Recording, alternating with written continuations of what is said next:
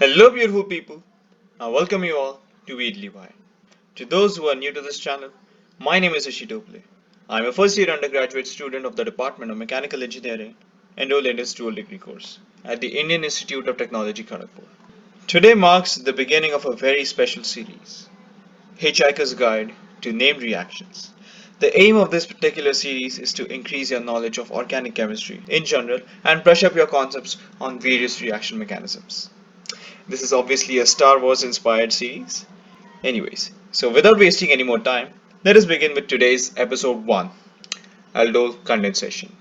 The word aldol shows that this is a reaction between aldehydes and or ketones to form compounds with an aldehyde and an alcohol group. And the word condensation actually means that two molecules form a single product. So this is an example of the reaction. Two acetaldehyde molecules first react with dilute NaOH and then the reaction mixture is heated. Thus, butyl is actually formed. This is the product that is formed with this reaction. Now, the reagents used in this reaction are dilute bases like dilute NaOH or dilute KOH and or heat. Now, heat actually depends if we want a conjugated product or not, as we shall see in the mechanism later on. The condition of such reactions is the presence of alpha hydrogen. Now, alpha hydrogen are the hydrogen attached to the carbon adjacent to the carbonyl group. Let me show you an example. This is the carbonyl group and this is the linkage. So this is the alpha carbon, this is the beta carbon, and this is the gamma carbon. The hydrogen that is attached to the alpha carbon is thus known as alpha hydrogen. As simple as that. The hydrogen that is attached to the carbon adjacent to the carbonyl group is known as alpha hydrogen.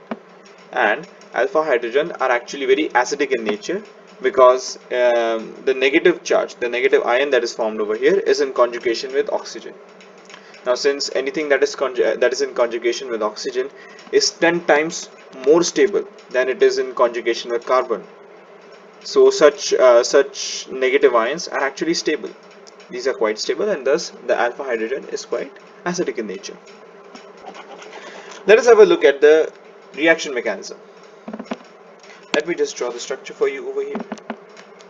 Since it is told that dilute base is present in the mixture, so this OH negative species, this OH negative ion, is going to take away the alpha hydrogen of this molecule. It is going to take away the alpha hydrogen of this molecule. This is the alpha position and this is the alpha hydrogen that it is taking away. Now, alpha hydrogen, as I stated earlier, is acidic in nature due to the presence of carbonyl groups. I already told you this. A well conjugated system is established and thus it is quite stable in nature. The molecule will gain a negative charge now. Let me just remove this. This is the negative charge on the molecule. And so it acts like a nucleophile.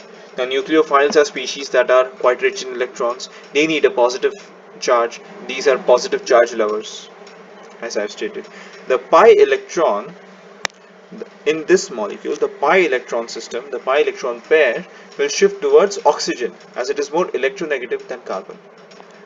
This pair is going to shift on oxygen because it is more electronegative, thus inducing a delta positive charge or delta positive, or this is the delta positive charge, or a partial positive charge, as we say. This is the partial positive charge on the carbon atom. Now, the rate of reaction actually depends on the delta positive, the partial positive charge on the carbon atom, on this particular carbon atom.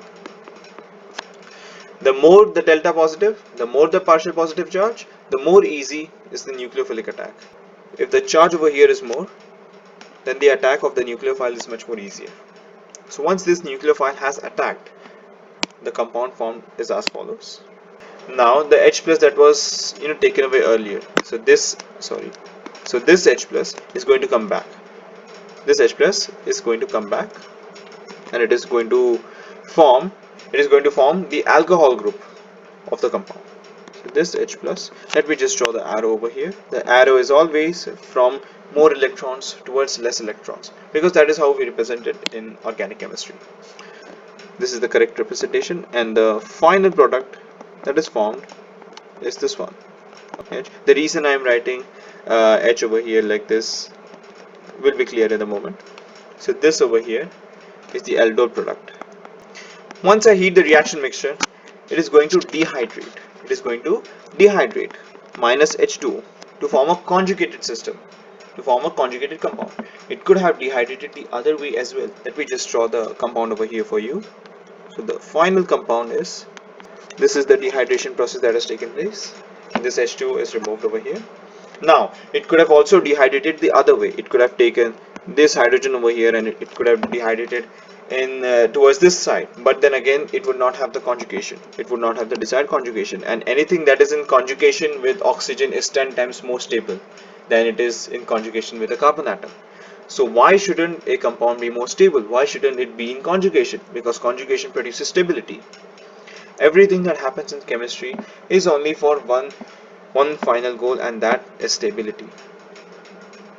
So this over here, so the final product that is formed over here is the condensation product. Look closely in the question. If heat is not given, then the aldol product is formed, but if heat is given, then the condensation product is formed. Now this is the note that I have already discussed earlier, that the rate of reaction depends on the delta positive on carbon atom because it promotes nucleophilic attack. The subpart of this reaction is crossed aldol reaction. If two different type of molecules are involved, then this is known as crossed aldol reaction. There is a possibility of formation of 4 products at most. Why do I say at most? It may be that one compound may not have the alpha hydrogen present on them, so 2 or 3 products may only be formed. So this over here is an example of the reaction between ethanol and propane. This is ethanol and this is propane. 2 self-aldol products are formed. 2 molecules of ethanol react among themselves, and 2 molecules of propanol react to form these 2 products. This is the simple aldol products. 2 ethanol molecules actually react to form this one, and 2 propanol molecules react to form this one. And then there are 2 cross aldol products as well that are formed. So suppose negative charge is formed on this one, and it is going to react propanol in such a manner. That is one product, and the negative charge is formed on this molecule, and it is going to attack on this one. So this is the other product that is formed. Simple. So 2 cross aldol products are also formed in this way. The way in which these products are formed is for you to find out. This is an exercise that I leave it upon you. This is the end of episode 1. Thank you so much for watching, and remember, be limitless because you are limitless. All the best.